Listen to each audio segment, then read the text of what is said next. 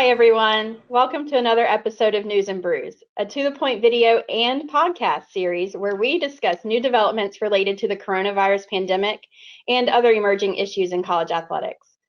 My name is Katie Davis. I'm joined today by my partner, Ken Kurtzel, and we are the leaders of the James Moore Collegiate Athletics industry team.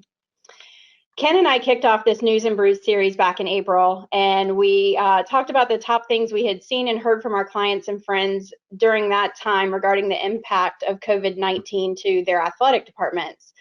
Back then, the threats to fall were a remote probability. It was something they were looking at, but it didn't feel like it was imminent and real. And now that we're approaching the end of July, the outlook on the business of college sports looks very different as the COVID numbers continue to increase and the ripple effect continues to be felt. So we're going to talk today about what the industry outlook looks like now. And of course, things change on a day-by-day basis. So this is as of July 21st, 2020 at 4 p.m. Eastern. Yep. And first things first, though, Ken, let's talk about what brew we're enjoying this week.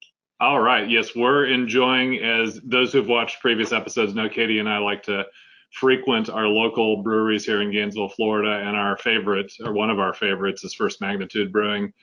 They make a special beer for the COVID season that they're calling Special Delivery. The special delivery is associated with the drive-through that they allow for picking up beer at a good social distance manner. So I'm enjoying it very, very much.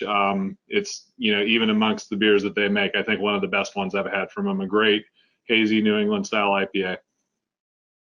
I really like this one too, and we featured another one of these versions of it in an earlier News and Brews, and we have been really supporting our local Gainesville breweries, but we look forward to the days when we can go back to visit our clients and friends and see the local breweries in their college towns and experience that atmosphere. But until then, the Gainesville breweries have not been letting us down, and we've been happy to feature some of their best ones as we've been sharing that with you. So we're going to touch on our top three topics that we feel like are most relevant in the industry right now, just related to, of course, the pandemic, but also other features and forces in the environment of college athletics that are, even competing somewhat with some of these pressures from coronavirus. So the first topic is return to play, and that's, of course, in front of everyone's mind and has been since this began.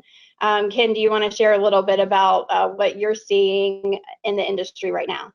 Well, unfortunately, return to play looks exactly like the Florida weather that I have right outside my window right now that you all can't see.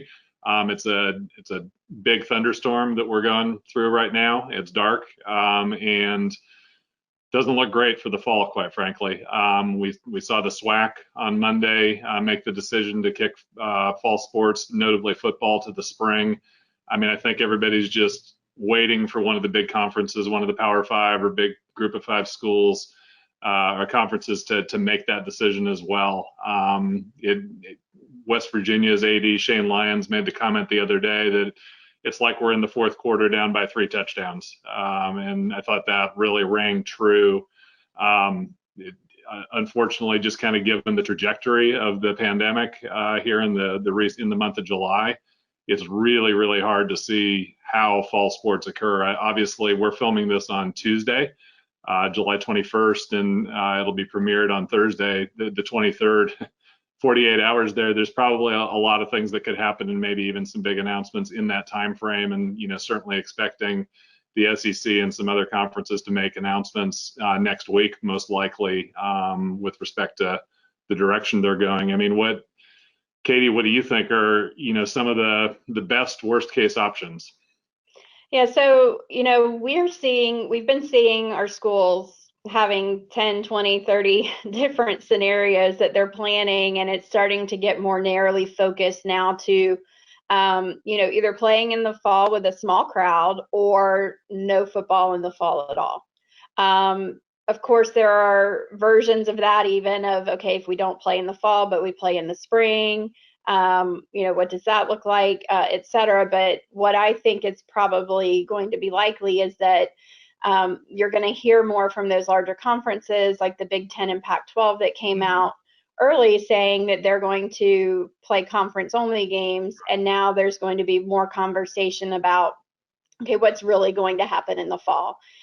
Michigan came out with their ticket policy. So they're one of the first larger schools that I've seen communicating with fans about how they're going to be addressing, less than full capacity in their stadium.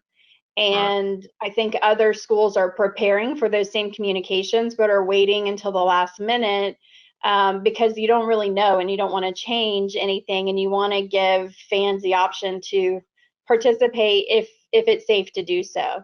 But with the outlook of numbers continuing to increase and the clock's ticking, and and it's getting much closer to football season starting, and it's a question of, is this safe for our athletes? Is this safe for our fans? Is it the responsible thing to do? Or do we need to, look at other options? So the SWAC was one of the first to say no fall sports, and then they've come out again saying we're going to play in the spring. Some other conferences, Ivy League, Patriot League, the Colonial Athletic, a lot of the conferences in the Northeast have also said no fall sports, but they haven't really said what the plan is going to be yet. And I know from, a client that we have in the Northeast that's had to let their student athletes know they're not going to be able to play. It's been really hard conversations for them. Right. Some other really hard conversations right now are those schools that really rely on those non-conference games. So if you're FCS or a group of 5, you really rely on that guarantee revenue. And right now there's all this force majeure language in the contracts, and what does that mean? It could be a huge hit. There's a group of 5 school that's got a Power 5 game, and they're expecting $2 million.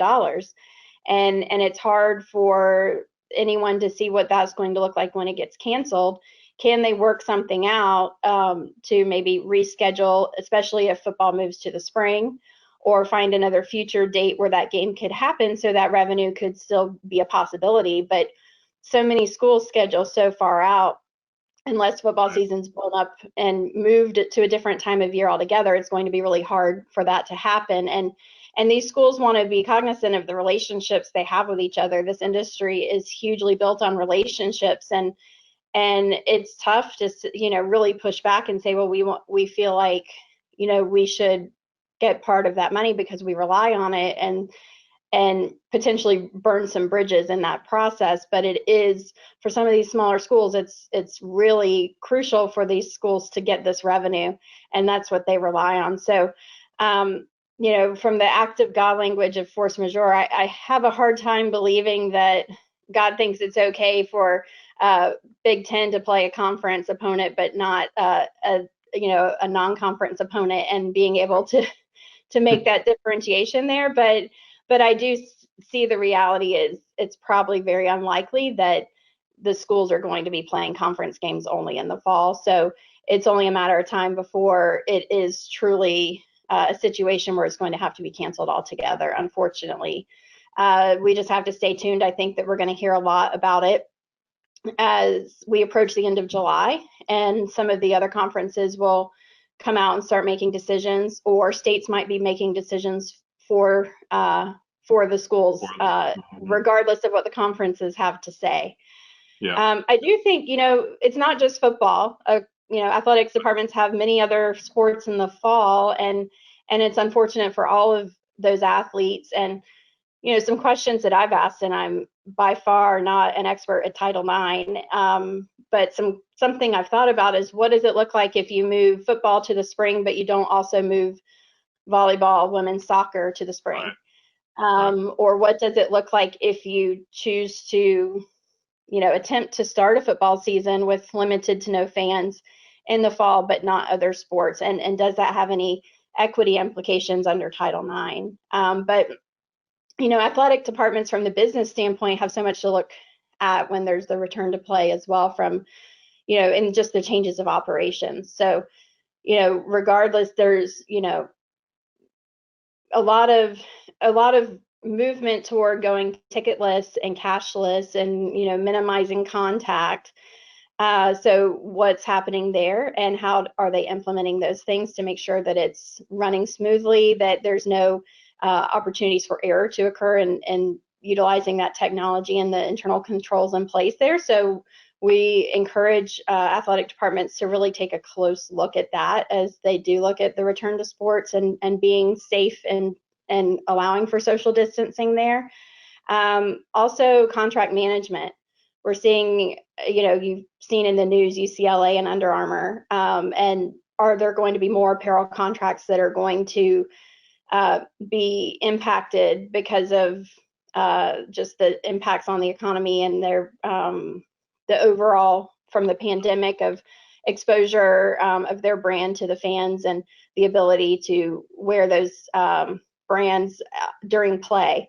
And also the multimedia rights contracts, and Learfield IMG renegotiating a lot of their contracts with schools as well as similar companies. And are they right sizing the agreements, or is it just that they're struggling with getting those sponsorships? And as those outside companies are right sizing and forcing things, at some point it's going to hit these athletic departments. And some of them, we've seen that they've made significant pay cuts and furloughs and layoffs, and that's just the beginning. I think if there's no football, I've heard multiple clients say it goes from chaos to catastrophe, from having to be able to really cut significant costs, from downsizing personnel to reducing the number of sports that they sponsor. And it's just really unfortunate, and a sad byproduct of this pandemic that's gone on a lot longer than anybody anticipated back in March and April when we first started talking about this. Yeah, definitely dark times, very hard. I mean, it's, sports aren't the most important thing, but it's a big deal of just kind of making society and culture feel like life's normal. And it's really sad and hard, and certainly hard for us, with so many clients in this industry, just seeing, I mean, these are real dollars, they're real jobs. And it's a dark time. There's no doubt in the long run, I know that sports will come back and college athletics will come back strong, but it's definitely going to be a hard year. There's just no getting around that. So we'll certainly, I hope and pray for a vaccine very quickly, to hopefully allow for some semblance of a season somewhere here this year. Yeah, you and me both. So on to other topics, is another one that's a really hot topic that continues to be, and was also pre-pandemic, is name, image, and likeness, and students' ability to profit based on who they are and not be restricted in that area because they're a college athlete. So Ken, tell me a little bit more about what you're seeing in that area. Yeah, recently the NCAA, well, they'll be, obviously they're trying to push for some sort of federal legislation that would take precedence over the various state legislations that have already passed in this area. I mean, and for good reason. We know that it being a patchwork of different state laws is going to just be utter chaos for the NCAA if things go that way. So they are working and have proposed a draft that they're starting to take to some Senate hearings here shortly.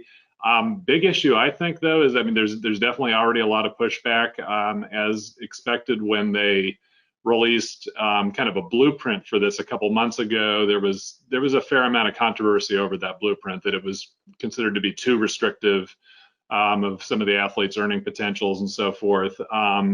So it's going to be interesting to see as it goes in front of Congress, is it really going to be able to get the momentum it needs to get a bipartisan? It's going to take bipartisan coalitions to help push this forward and pass it.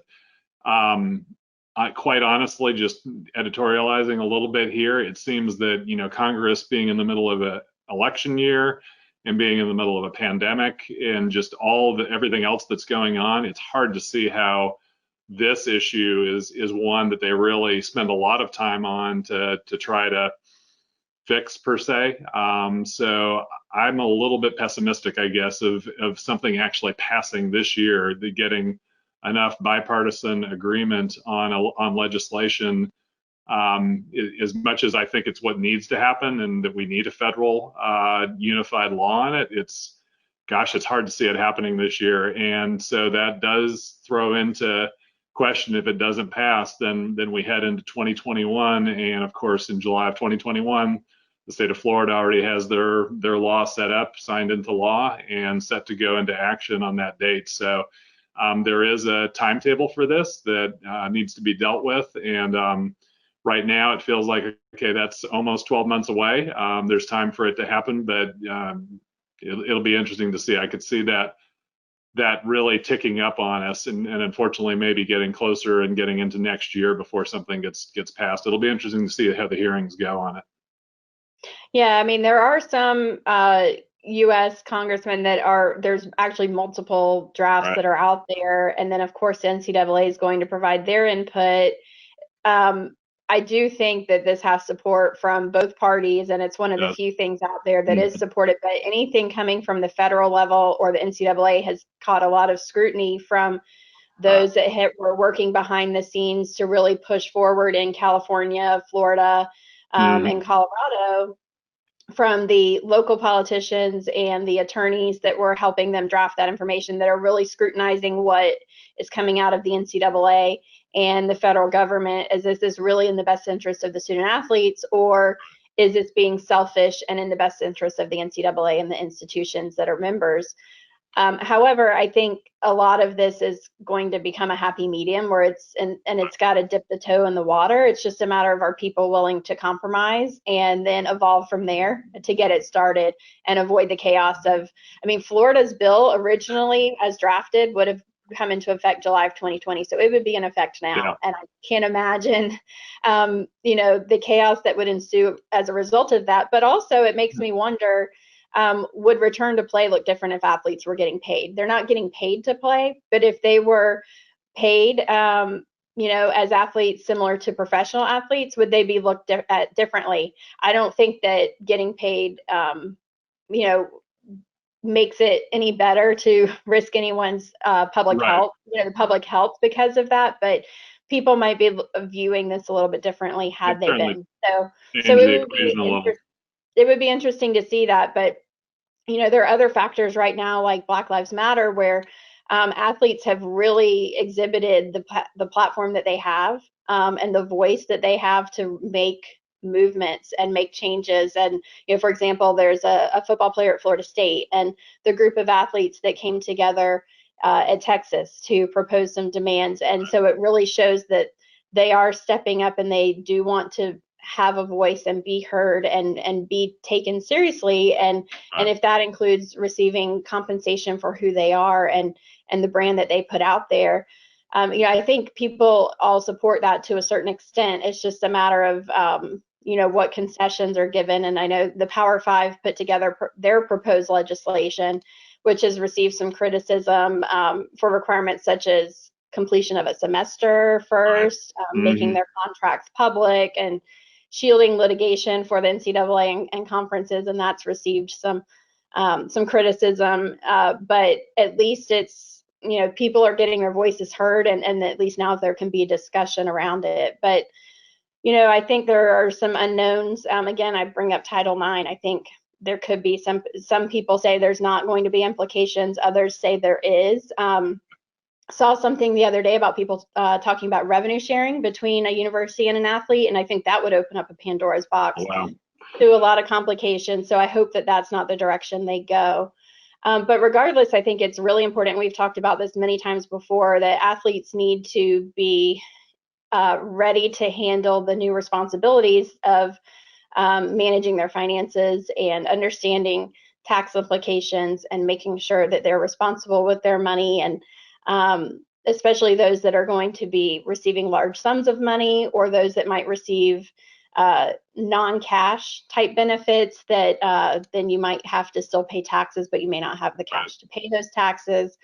So just understanding the implications out there from a financial literacy standpoint, and now might be the perfect time if the athletes aren't competing and having as much of a workout schedule and a practice schedule. Maybe now is the time to focus more on some of those soft skills of your student athletes, and a lot of things that schools do with their athletes and preparing them for life after college. And that could include some financial literacy training and other development in the area of personal branding and relationship building and effective communication and values of your institution to make sure that there's alignment there. So I think there's a lot that institutions can be doing right now, but there's also limited resources on what they can provide too. So I think Right. it's going to be an opportunity, but also a challenge at the same time, just to make sure that athletes are ready for this when the time comes, because it'll be here before we know it.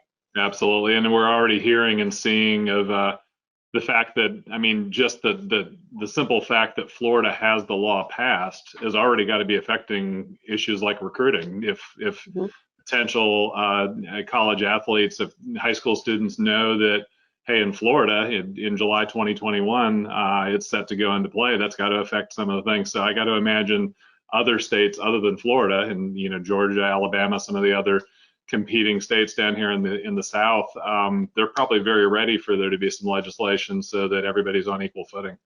Mm-hmm. I would think so as well. So the third topic that we wanted to bring discussion around is that last week the USA Today released the fiscal year 19 numbers to their public database for NCAA financials.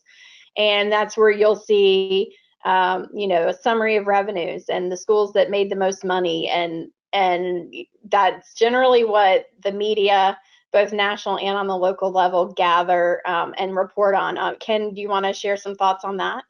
Yeah, I guess the first thought I had as I saw even in our local newspaper here a headline the other day that picked up on this and carried it forward and was looking at all the different Florida schools and their various profit and loss reported was how ironic the timing was in the midst of this pandemic and in the midst of them talking about, fall sports may or may not happen, catastrophic impacts if there's no football, things like that, realizing that the financial core of collegiate athletics is being shaken, violently and is very perilous here going forward, is occurring simultaneous with release of 2019. So not even the current year that just finished up, but the year before, which was a strong year for many schools, fiscally. I mean, you had a roaring economy and pretty strong contributions at many schools. So there's a lot of schools that showed really nice profits, according to these reports, which you and I both know. The way the reporting works, whether they really have a profit or not, is questionable. You could show a huge profit in the statement of revenues and expenses that the NCAA has reported on, and in reality, because of the way the accounting works, that may not actually be true or be the case. So, but nonetheless, it does show some of the limits to the fact that this financial reporting is historical, and we're showing very strong financial resources from the 2019 year that may just get decimated in the 2021 year. So kind of just an interesting twist.